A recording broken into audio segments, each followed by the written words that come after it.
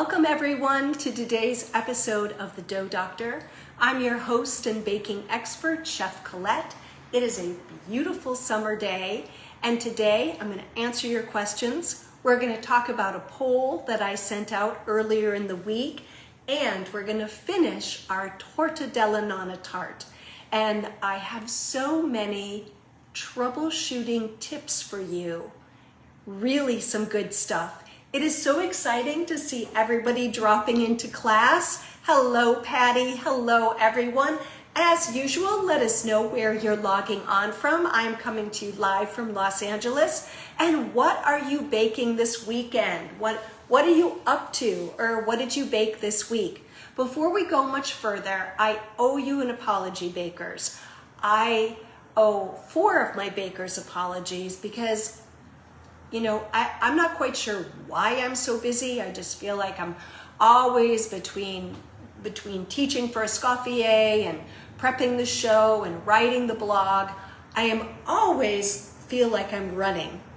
And I have been neglectful about talking about your beautiful bakes. Now, eventually we'll get to the point where I can show them, but I have a couple notes here.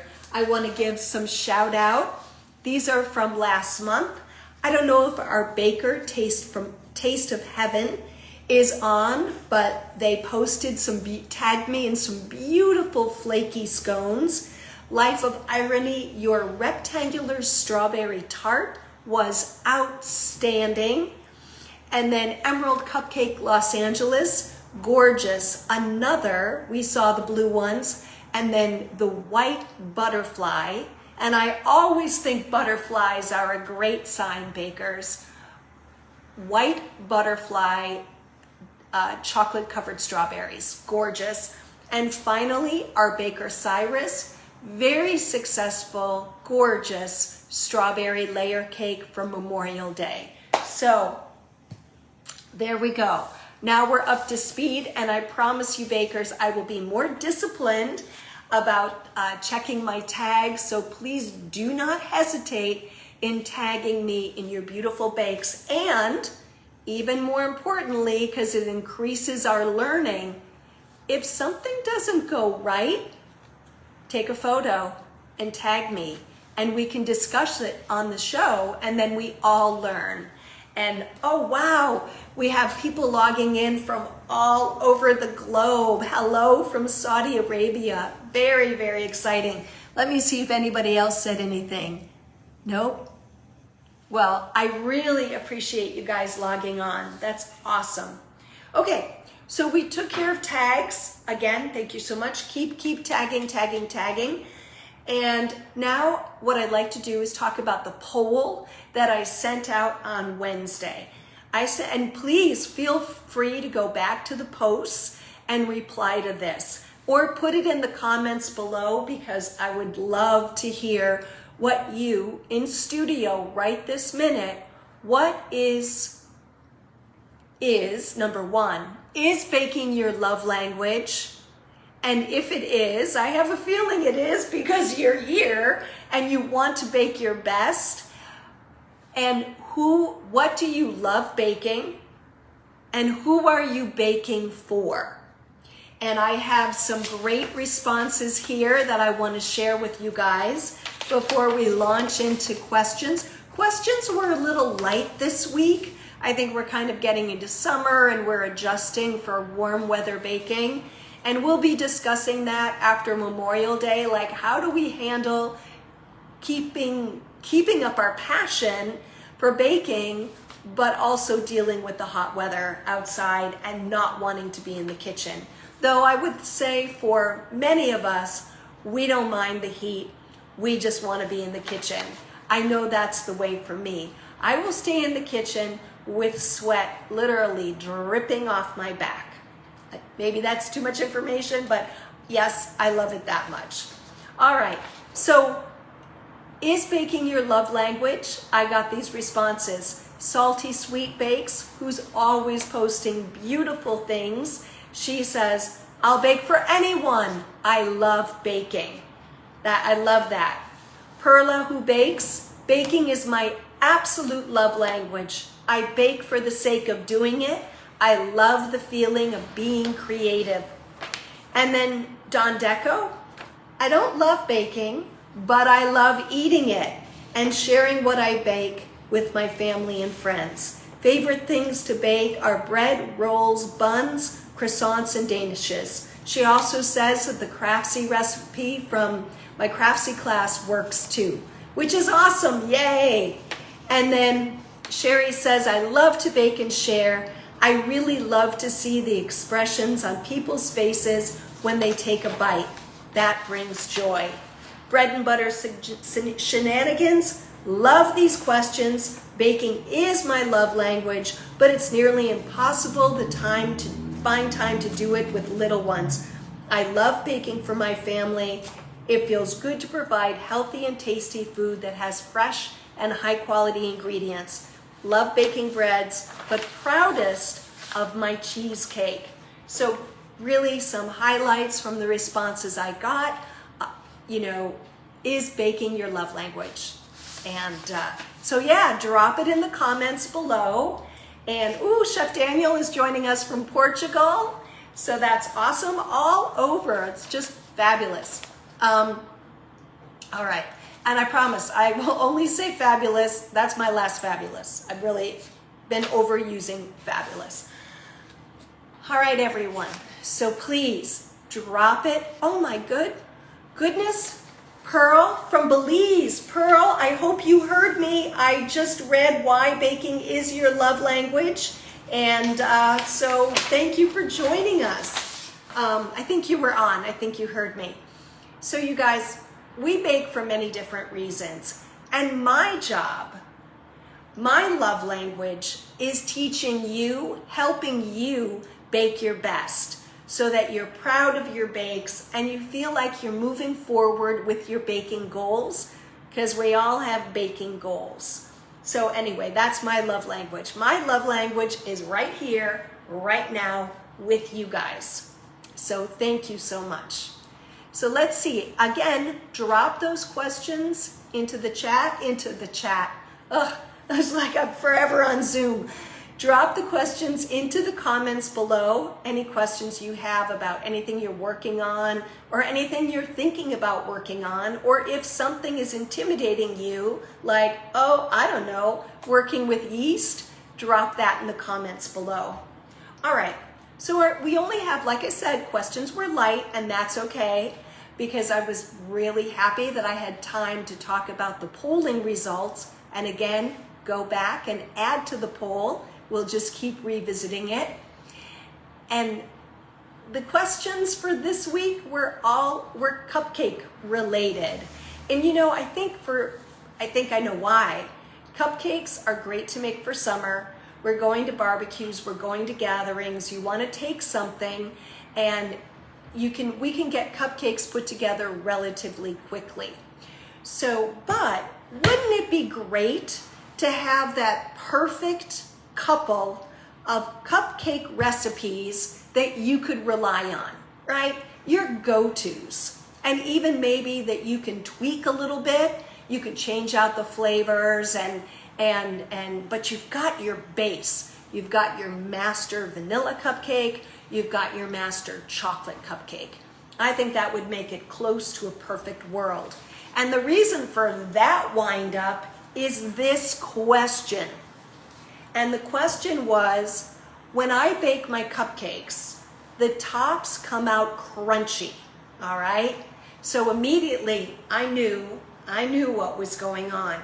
So the top of the cupcake, the dome of the cupcake, has like almost a gritty, like raw sugar texture. But the inside of the cupcake is okay. Not great, but okay. So what's going on here? Two things. That's in the mixing, and it's also in the formula. We have to be careful when we source recipes on the internet, and I know I say that all the time because I know it in my heart and I believe it with all of my heart. We have to be careful. So that's why let's just break it down. So a crunchy dome, that means there's too much sugar in the cupcake, one. We could reduce that a little. And then the main reason is in the mix, all right? Sorry for the noise. The mixing, when you read a recipe for a cake or a cupcake or a muffin, and it says you're creaming butter and sugar together, and it says light and fluffy, you gotta take it to light and fluffy. We need to break down that sugar. We need to basically, the sugar's gonna cut walls into the butter.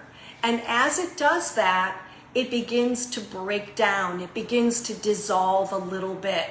So that's why the mixing is so important. And bakers, I'll tell you what happens. I think I said this last week. We don't always have a good sense of time. So you must set a timer. This is one instance. If it says light and fluffy, and it's a cake, a muffin, or a cupcake, set a timer. Set a timer. Now, what speed are they talking about? Well, you know what? I'm going to review something with you. When you're working with the paddle, which is the mixer attachment that we use to cream butter and sugar, we are at medium speed to medium high.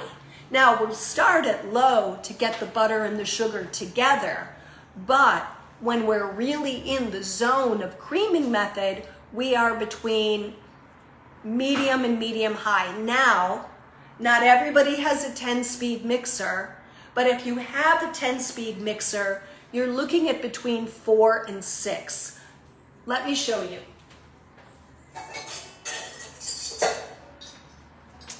So here's our paddle attachment, right? Creaming method, we use the paddle attachment for creaming method, always. We never use this attachment when we're creaming butter and sugar together. If a recipe tells you to do this, use this with butter and sugar or a video, it's garbage. This is the tool. This is a perfectly credible tool when we're whisking when we're working with eggs and sugar, whether that's egg whites and we're making a meringue, or we're whipping up whole eggs and egg yolks and getting it to the point where it's like tripled and beautiful, then we're using the whisk. But fat and sugar, paddle, paddle, paddle, all right? So, and also that speed, and set a timer, and I guarantee that would have helped this baker who came in anonymous.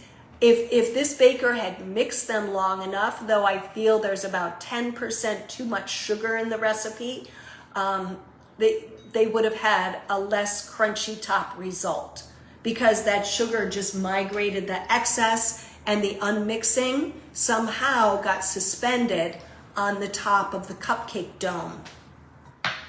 Oh, by the way, speaking of cupcake domes, if you want a nice cupcake dome, bake your cupcakes not in the center, but one slot. I don't know what else to call them. In the oven, one slot above center. So as the heat of the oven rises and drops down on the cupcake, then you're gonna get a prettier dome, all right? So last thing about cupcakes, that baking in the top third of the oven, that was an extra that just popped into my head. But the last thing about cupcakes came from one of our bakers who said, my recipe makes 24 cupcakes, but I only have one pan with 12 slots.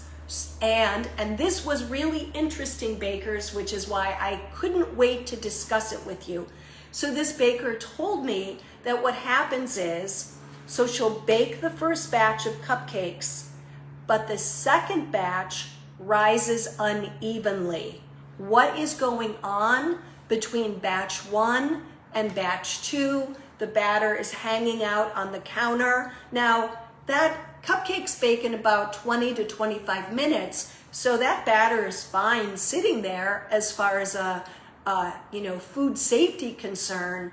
But what's happening is the chemical leaveners in the batter, the baking powder and the baking soda, they are activated by moisture, they're activated by heat. If there's baking soda in that recipe, it's activated by any acid that's in the recipe. So it's starting.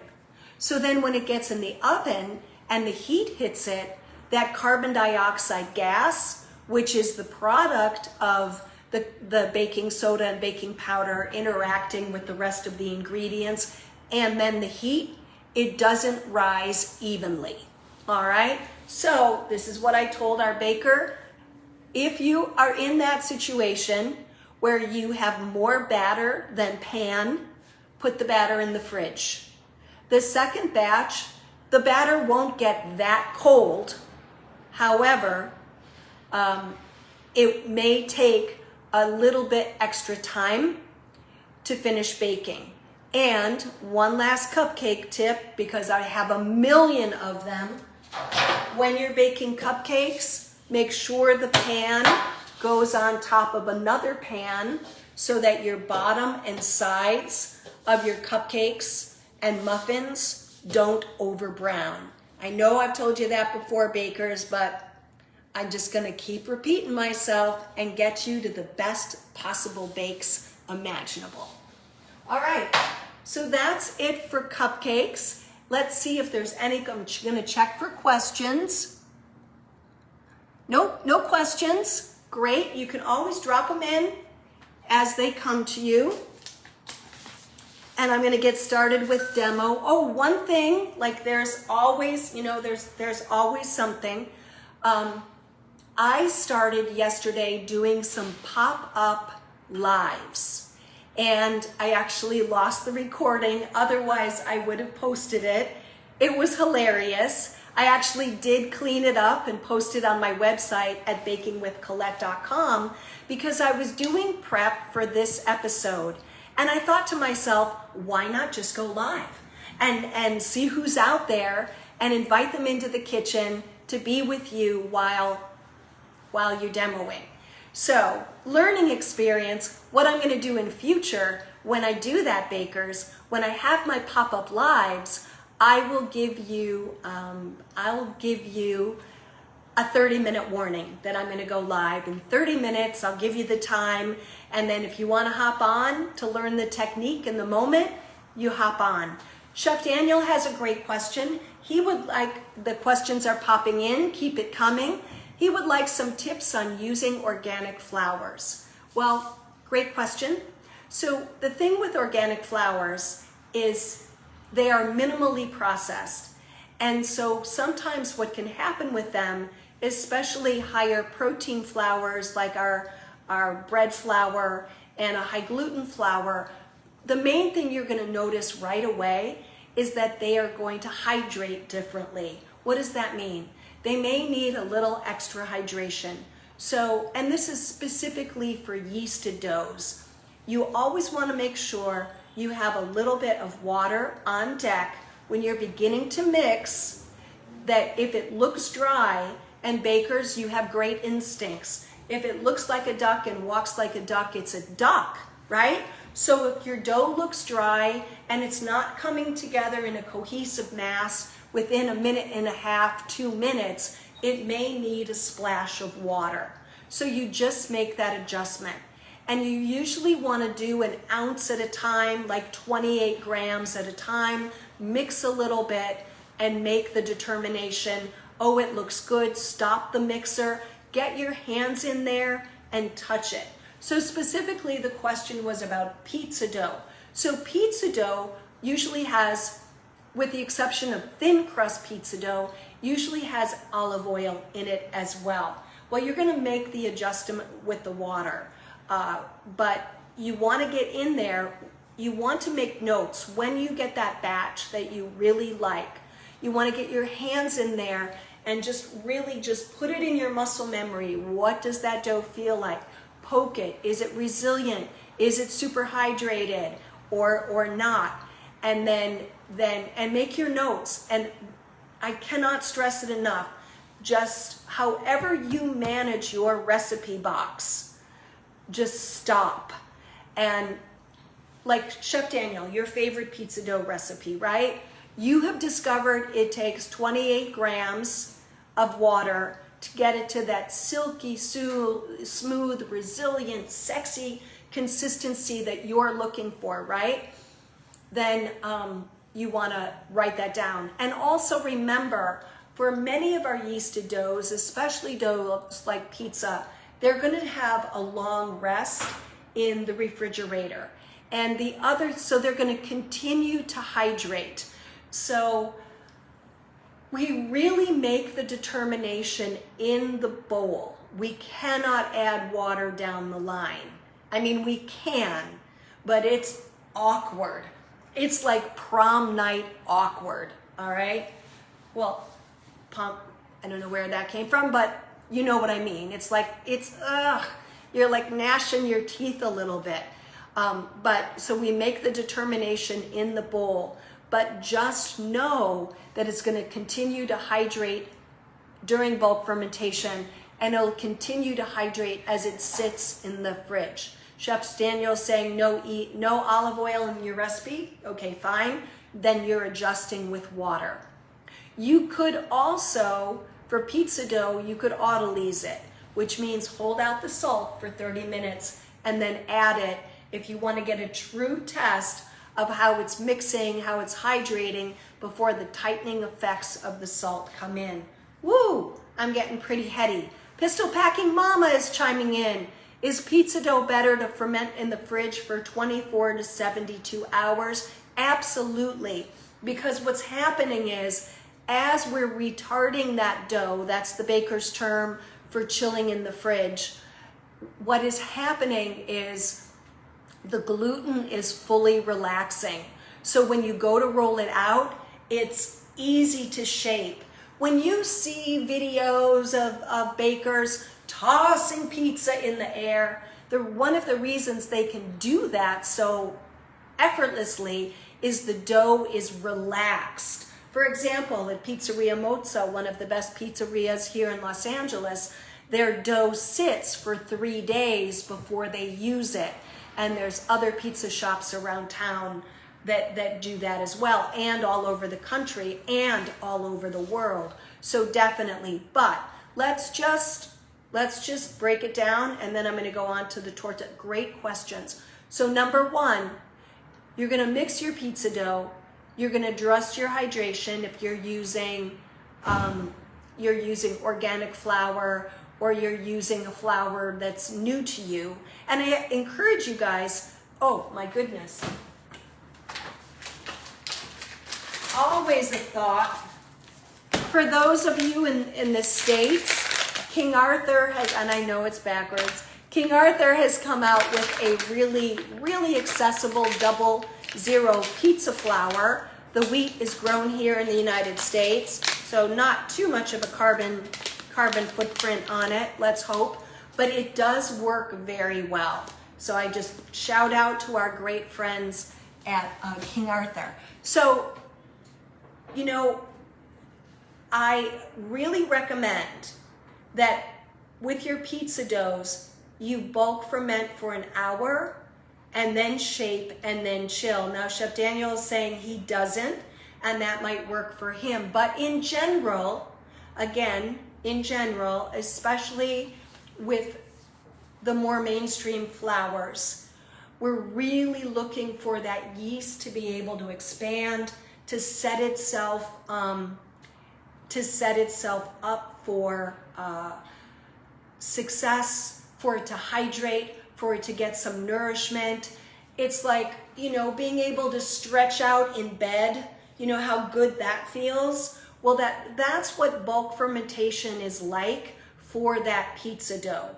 Then you can knock it back down, shape it, and put it in the fridge. Of course, if that doesn't work for you, then don't do it. But in general, I would really recommend you give it an hour bulk fermentation. And we do that with croissants as well, even though they go from fridge to freezer and it's like in and out and in and out.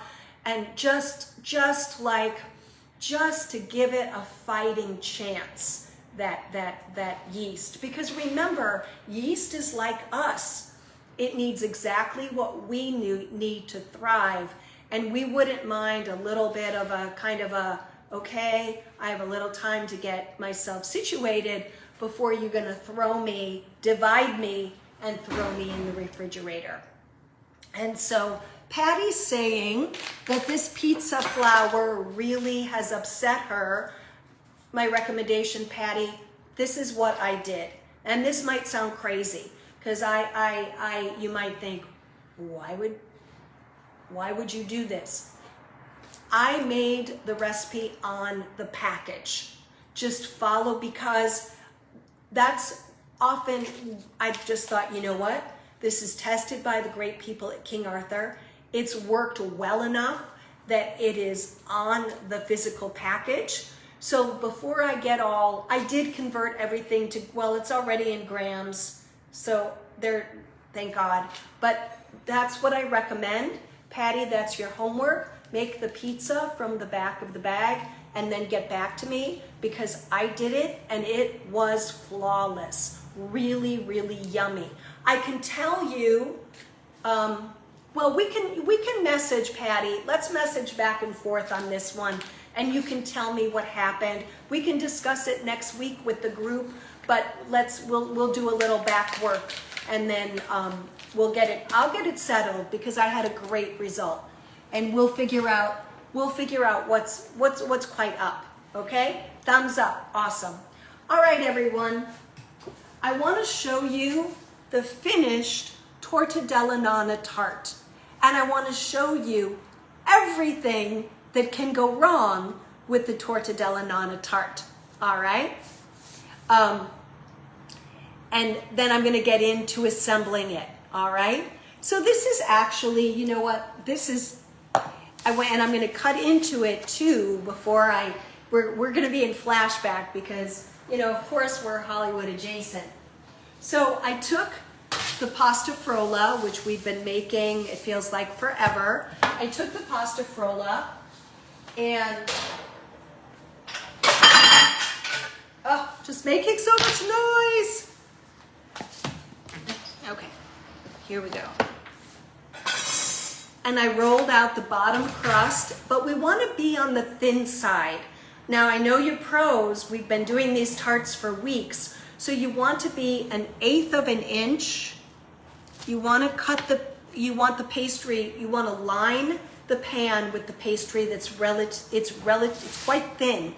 And that's just a good rule of thumb, bakers. Anytime you're doing a double crust, even from a sandwich cookie or a double crusted pie or tart, you want to go thinner rather than thicker. All right? So what do we have going here? We have 2 layers of pastry, and then we have some gorgeous vanilla scented pastry cream. And again, my wild demo from going live yesterday is on the website at bakingwithcolette.com. I know I have other demos on the site for pastry cream. You can just search them in the bar. But it was really fun yesterday, and I'm going to do more of those lives.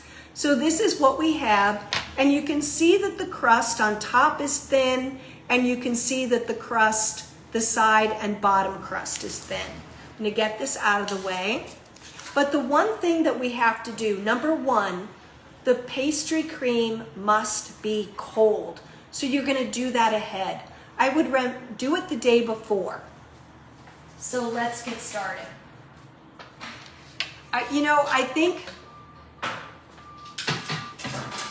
knowing the landmines is so useful. I'm going to step into the fridge and get my pastry cream and the dough.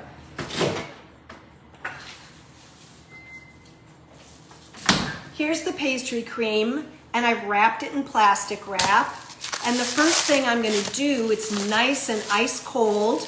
If we put warm pastry cream in the tart shell, it would be a hot mess. No pun intended. No pun intended at all. The warm cream would leach right into the dough. Oh my God. So tip number 1, cold pastry cream, all right? You're gonna dump it in a bowl, and you're gonna put it off to the side for a second. Now I set this up, and there's a post on the website, and bakers, if you look at bakingwithcolette.com and you're like, where is the recipe? Because it starts with like a little ballet montage of beautiful photos, and then off on the left-hand side, you'll see the categories. You want to look at recipes and blog posts.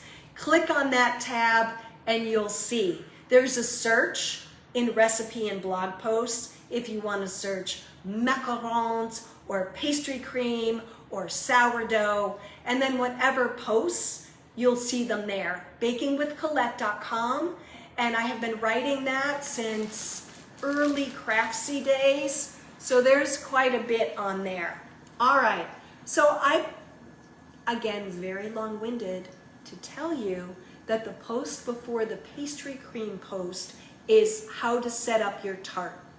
And the longer your tart chills in the oven,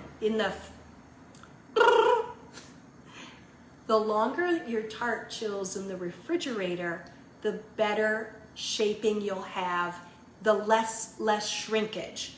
And I don't mean like weeks, I mean like overnight. All right, so here's the top of the pastry, and then here we have our base. And remember, where did I go with it? Oh yeah. The oven is preheating at 350, and this pan must be supported.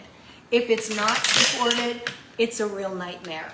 I'm taking a fork, let me make sure you can see, and I'm gonna poke the bottom so that the pastry bakes nice and flat.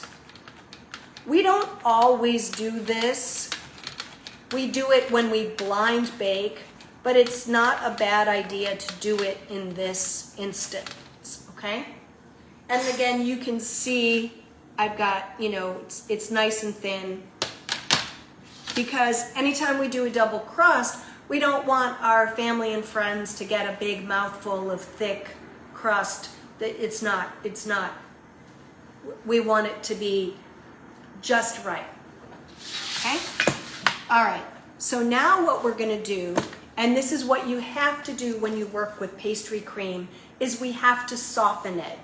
Oh, and by the way, there's a million ways you can flavor this. If any of you flavor your pastry cream, like when you make fruit tarts or eclairs, put it in the chat. Give us some ideas. We have to soften it. This is literally called softening. Now this makes just a little bit, I really tried to scale the recipe so you would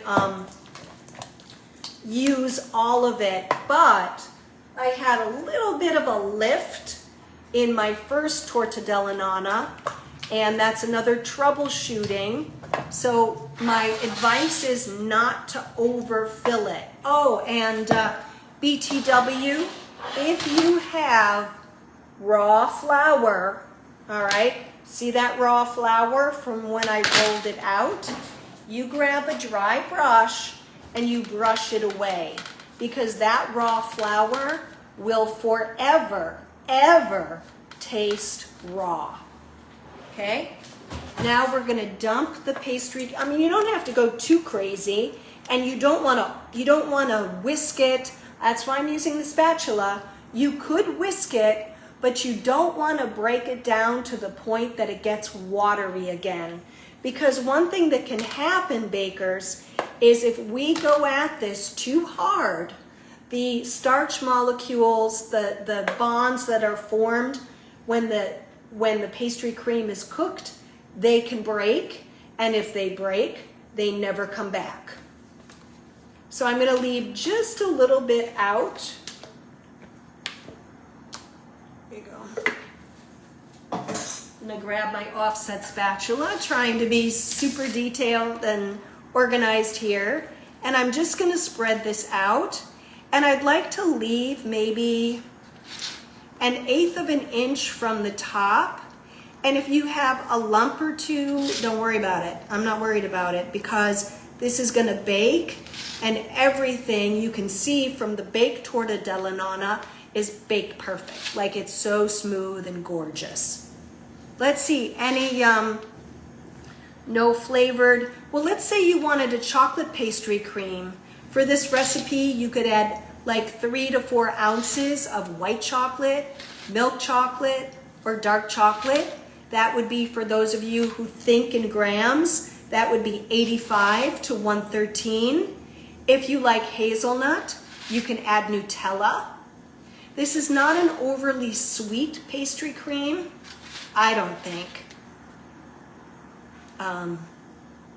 So you can flavor it.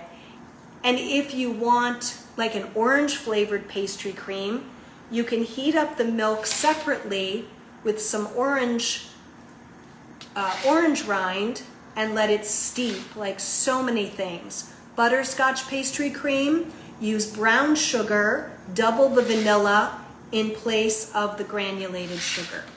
All right, bakers, that's good.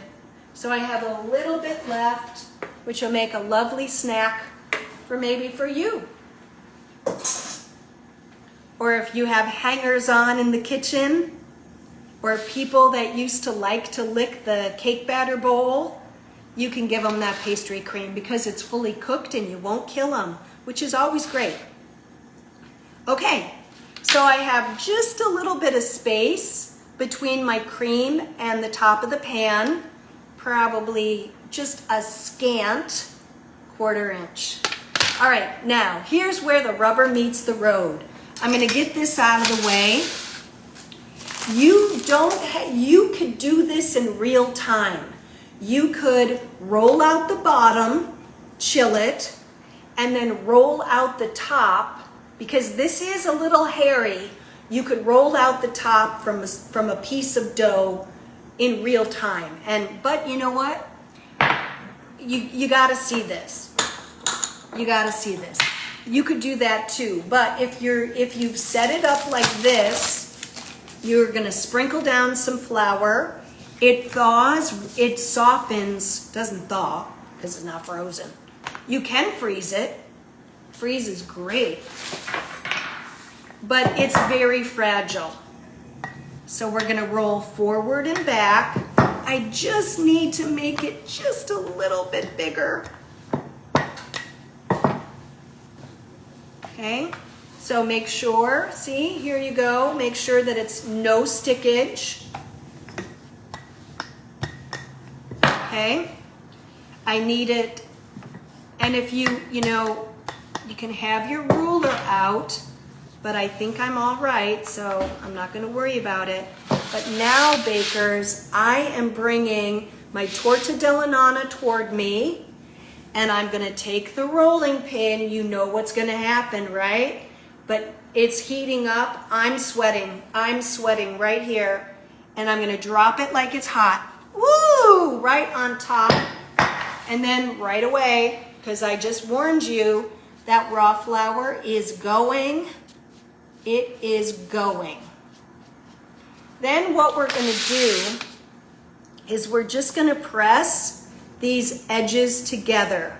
We're gonna press the top crust.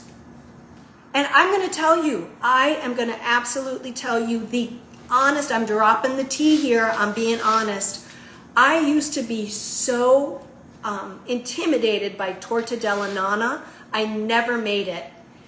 I'd only order it at like Mozza, Osteria Mozza, and it was so impeccable, or order it in Italy, and I'd be like, oh my God, there's no way I can do this. Even though it's so simple, but it was just kind of one of those things.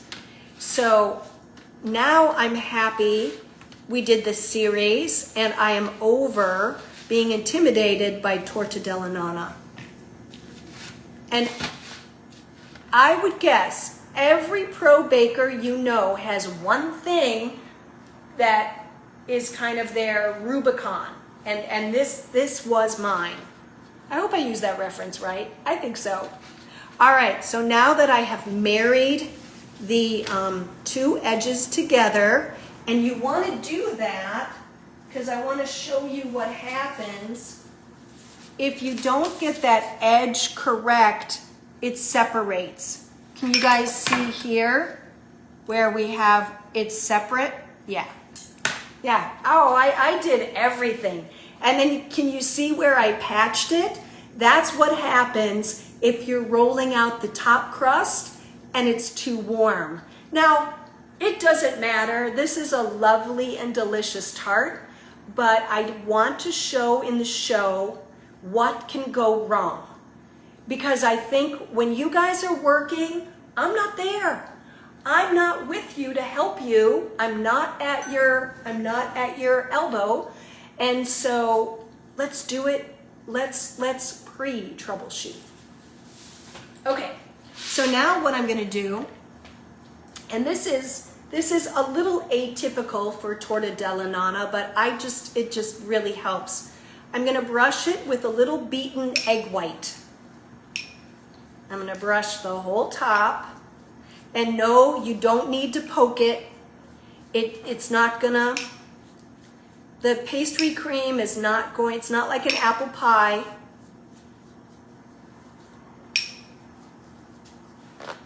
Okay, and then traditionally, torta della nonna supposedly, I bet you find it all over Italy, but supposedly its origin was in Tuscany. So we're gonna use some pine nuts. You could leave it plain, totally fine. And then I also have some pistachios, which I'm totally disappointed in because they're not as bright green as I would like, but I have them. I'm gonna throw them on. Okay. Again, oven 350. It goes right in. It goes right in right now.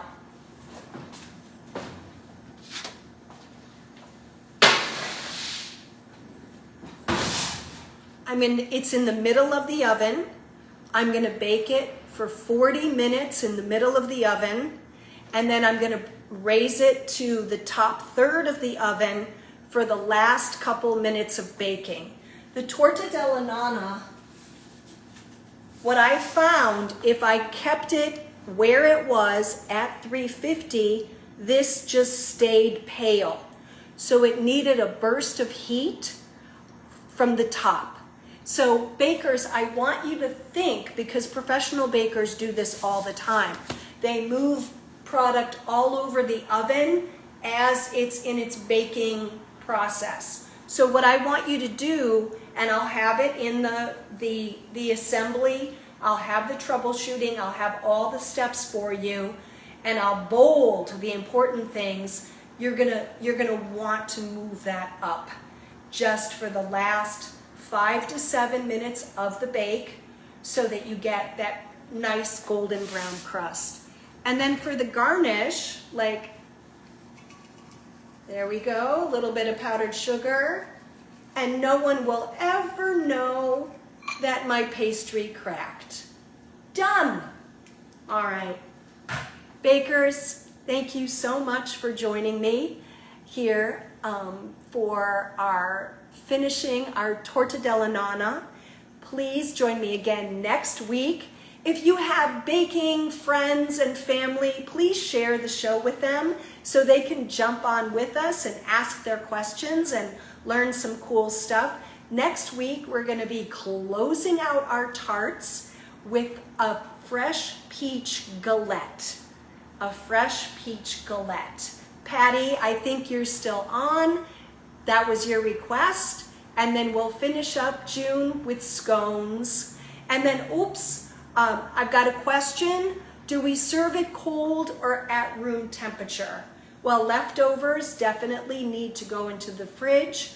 But if it is able to sit out a little bit before serving so it's not ice cold, totally recommend. All right? So it's not one that, basically the pastry cream is double cooked, but at the same time, we don't want to be cavalier. So, bring it out an hour before serving and let it come to room temperature. All right, you guys, it's always such a pleasure, and I look forward to seeing you next week. If you have a question, send me a message. All right, you guys, happy baking!